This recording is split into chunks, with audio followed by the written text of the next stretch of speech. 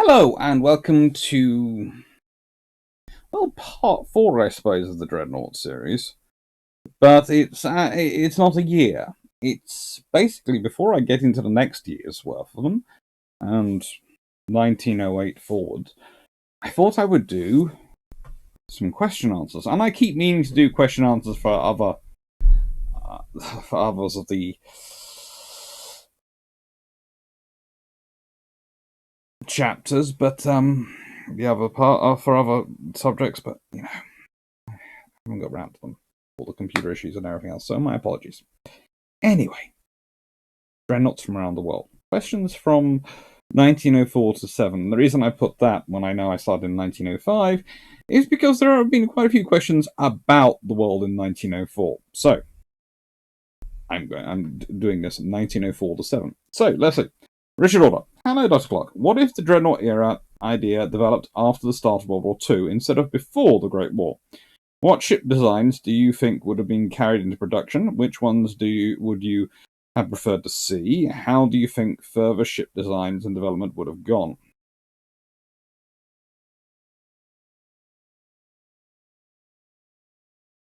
It's rather an interesting open-ended question. You probably have a continuation of what is considered the pre-Dreadnought model of battleship design, i.e. a mixture of guns they would probably end up being a mixture of...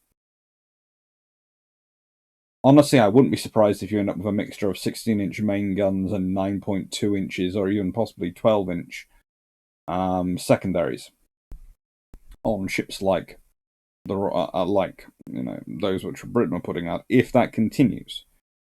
The interesting thing is, I honestly don't see how an all big gun era doesn't develop when it does, because the developments in technology, etc., are pushing towards it.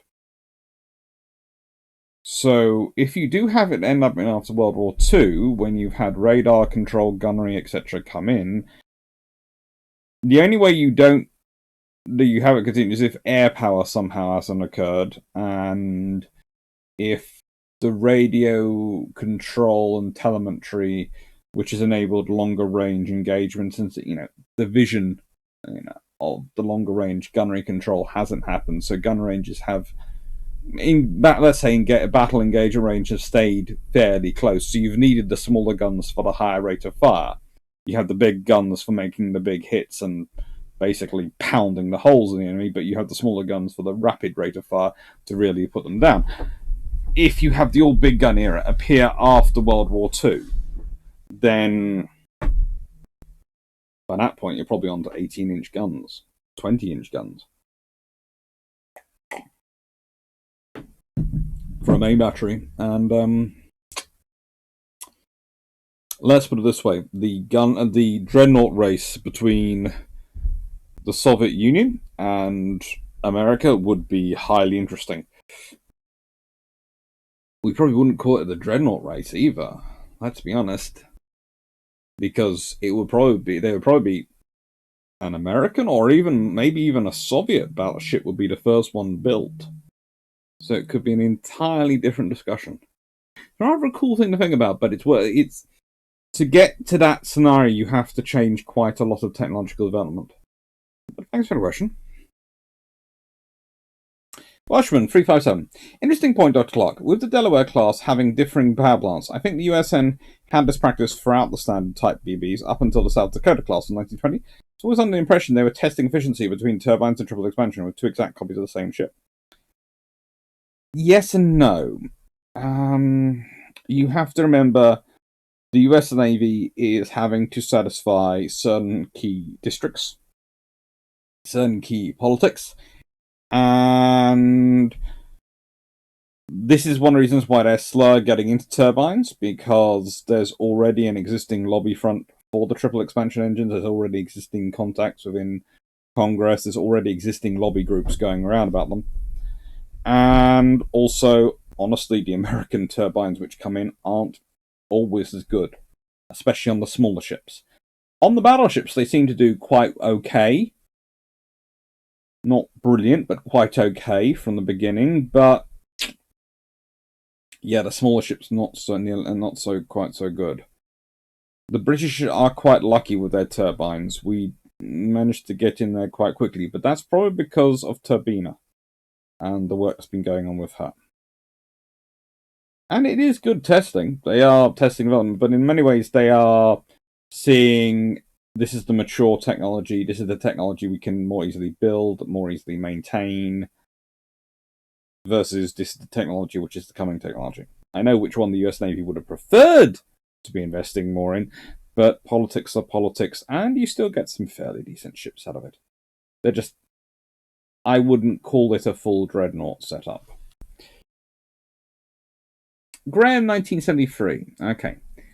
Good episode. Here are some fictional members of the Revenge-class battleships from various novels I've read. The name of the author who created them follows the ship's name. HMS Redoubtable, David Black. HMS Retrench, Percy F. Westman. HMS Retribution, Dick Sheed. The last of these was part of Force Z, along with HMS Prince of Wales and HMS Repulse. That would be interesting. One fictional renowned-class battlecruiser is HMS Reliant from Douglas Reamer's novel Battlecruiser. That is a very lovely ship, HMS Reliant. As for the A-class monitors, HMS Marshal Marmont from novel-class Ship of Force by Alan Evans. It's kind of an interesting thing once you get into the R-class. And I think a third R-class battlecruiser could have been a really, really useful thing to get out.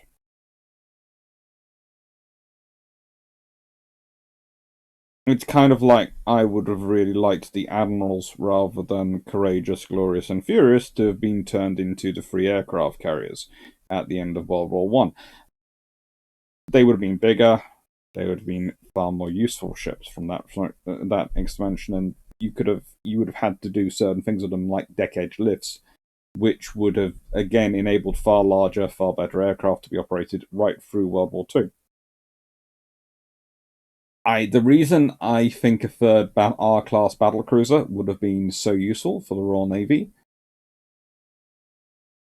is honestly the R-class battlecruisers, Hood, and the Queen Elizabeth were the most upgradable ships they had in World War II. They had in the interwar period leading up to World War II. The reason the R-class battleships weren't as good was because to try and make them cheaper than the Queen Elizabeth, they are far more crowded designs, which makes them far more difficult to upgrade. A crowded design is always more difficult. You might say, I'm building the same quality ship as I'm building this one, but this one's bigger and it's more expensive. This one's cheaper. Da-da-da-da-da. I can fit into more ports. That's all lovely good things, but then when it comes to upgrade, this one has the space for me to move stuff around in it. And it has some top weight that I can remove and add in things. So it's more easy for me. This one, everything's built up to the limits of the design. Oh. So that's the problem you've got with that. Whereas the battlecruisers versions of the R-class, you lose a turret, you gain more horsepower. Yeah, that gives them actually space to be upgraded. It would have been useful. And honestly, I think the case could have been made for the British to have kept an extra capital ship. I'm sure the Americans and the Japanese would have liked one more each. Jonathan Moller, I know they're neither part of the Great War nor even part of the RN, but would you consider doing a bit on the IRN and the Bassonin? They seem to be more monetary and coastal defense shippy and less coastal battleshipy. Apparently they use diesel electric propulsion, but even Drac didn't have too much to say on the part of that part of the subject. At least their diesel generators seem to be less volatile than those on Ney. These are of course the Finnish coastal battleships. And I am tempted to do a bit about the Finnish Navy, especially in 1920s and 30s and their wars with the Soviet Union. They do some great and very interesting operations. They have some lovely ships. And I think I might well continue the monitors into a sort of coastal battleshipy sort of series as well at some point. I've got plans for how to continue that series going on because I like them. And going around the world is quite fun. Steve White.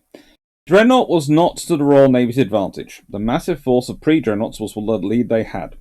Dreadnoughts are a reset, with Japanese and the French already building intermediate pre-dreadnoughts and the word the USN starting 2 all big gun ships. Time to act came quickly. Reason for the tech jump and the halt of other building to concentrate on Dreadnought are tour de force, but still initially the lead is now 1 versus 0 and not 60 versus 20. Combination of two opponents. The new race begins. Okay, Stephen. Alright.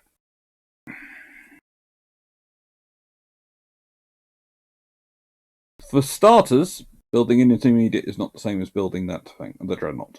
But the British could not afford for anyone else to jump ahead with them, with the all big gun ships. Because despite the huge advantage of pre-dreadnoughts they had, that would be erased immediately.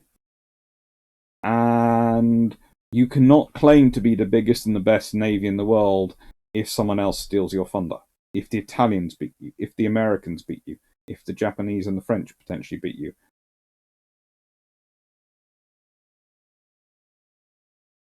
So that's why the British have to go with Dreadnought.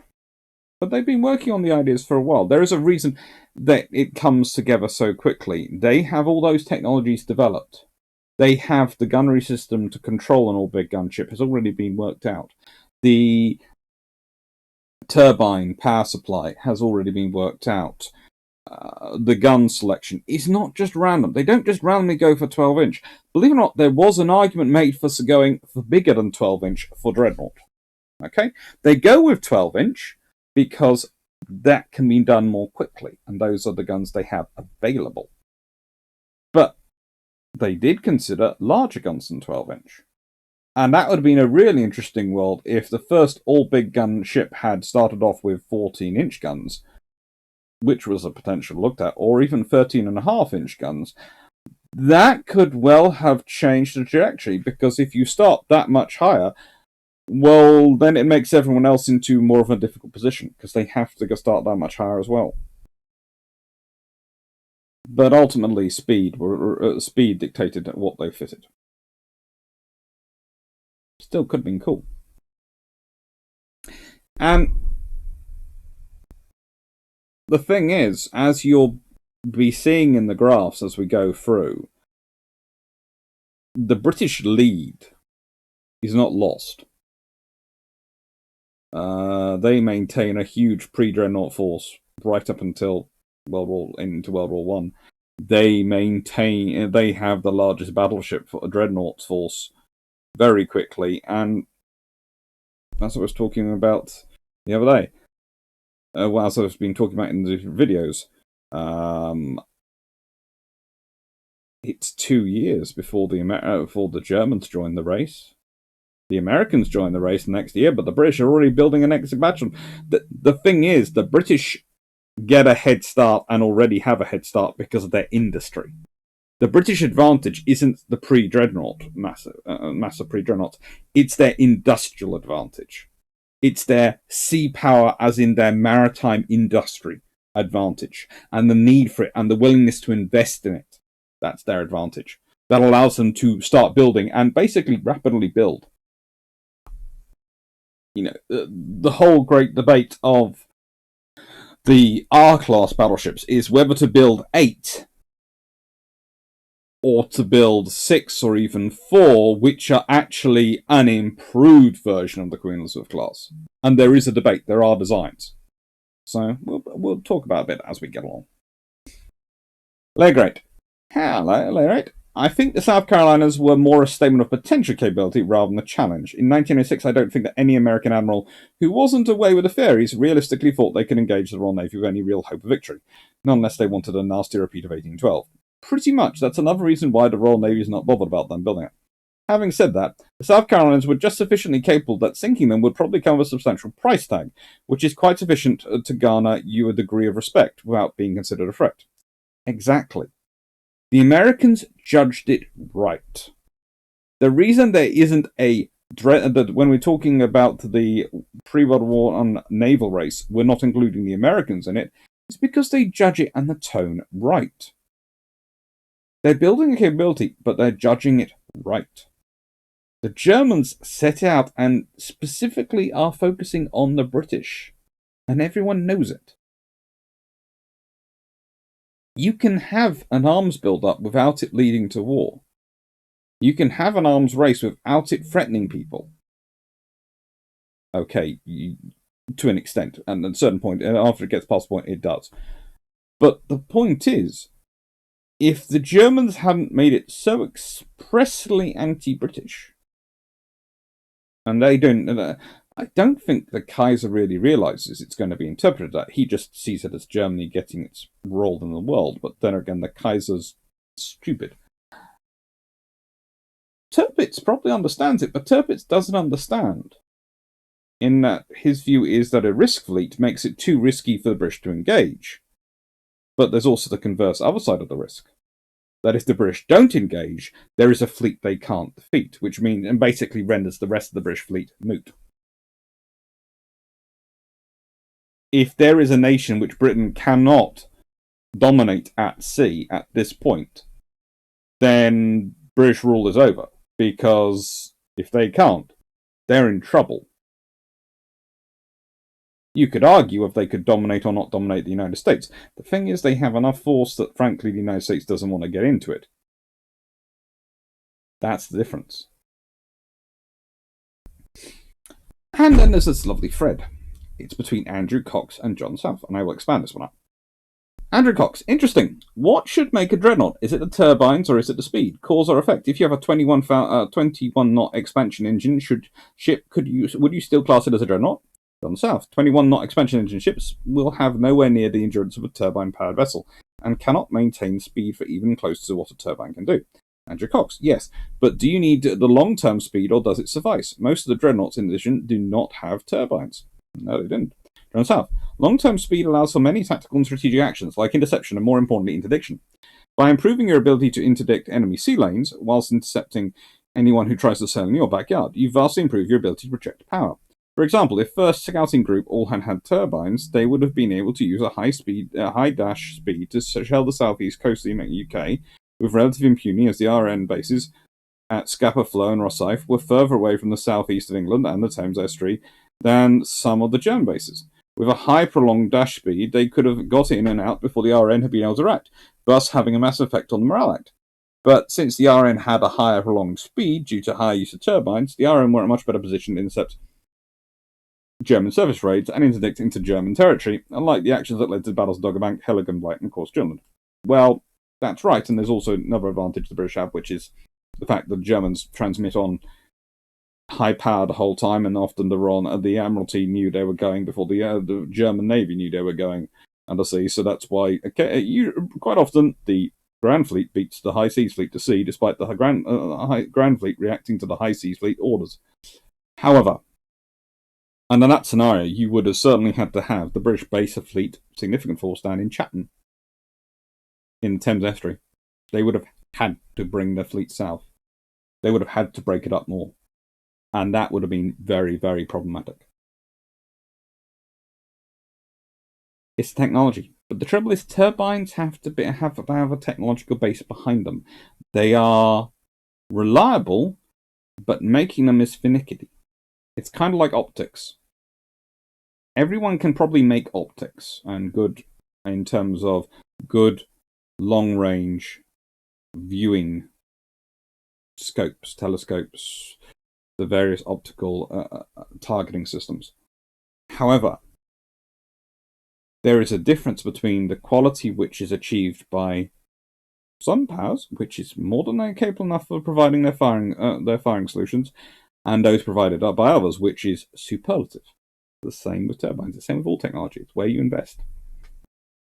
Anyway, that is the questions. And that's a little 20-minute introduction. This is going up on Saturday, the 22nd, I think, of May. And there'll now be 8 of these coming out. 8 more dreadnoughts from around the world coming out, 1 a day for the next 8 days. I hope you enjoy. Take care. And if you like the videos, please like. If you want to hear more, please subscribe. And maybe press the little bell down there and be told when I have a live. Thank you very much to everyone who is on Discord. Thank you very much who is a patron. You pay for my research. Thank you. Quite literally. Thank you. Take care and have a nice day.